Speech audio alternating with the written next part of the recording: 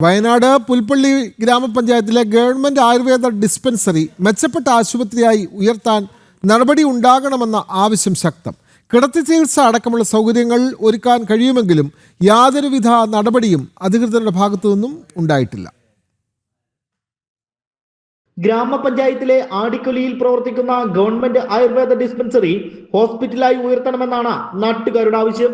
വിശാലമായ കെട്ടിട ഭൗതിക സൗകര്യങ്ങളെല്ലാം ഉണ്ടെങ്കിലും കിടത്തി ചികിത്സ ആരംഭിക്കാനുള്ള നടപടിയില്ലെന്നാണ് നാട്ടുകാരുടെ പ്രധാന പരാതി.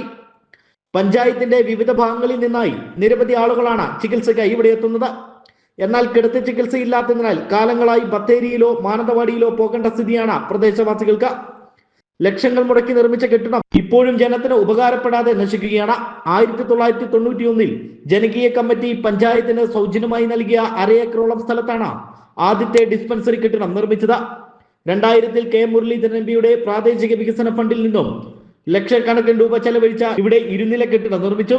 ഡിസ്പെൻസറി കിടത്തി ചികിത്സയ്ക്കുള്ള ആശുപത്രിയാക്കുമെന്ന പ്രതീക്ഷയിലാണ് ഇരുനില കെട്ടിടം നിർമ്മിച്ചത്.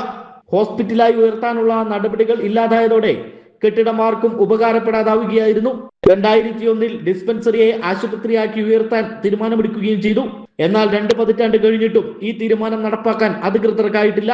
ഗോത്ര വിഭാഗങ്ങളും വയോജനങ്ങളും അടക്കം ഒട്ടേറെ പേർ ചികിത്സയ്ക്കായി എത്തുന്നുണ്ടെങ്കിലും മതിയായ ജീവനക്കാരോ സംവിധാനങ്ങളോ ഇല്ലാത്തതിനാൽ യഥാസമയം ഇവിടെ ചികിത്സ നൽകാനും കഴിയാത്ത അവസ്ഥയിലാണ് ജനം. വയനാട്.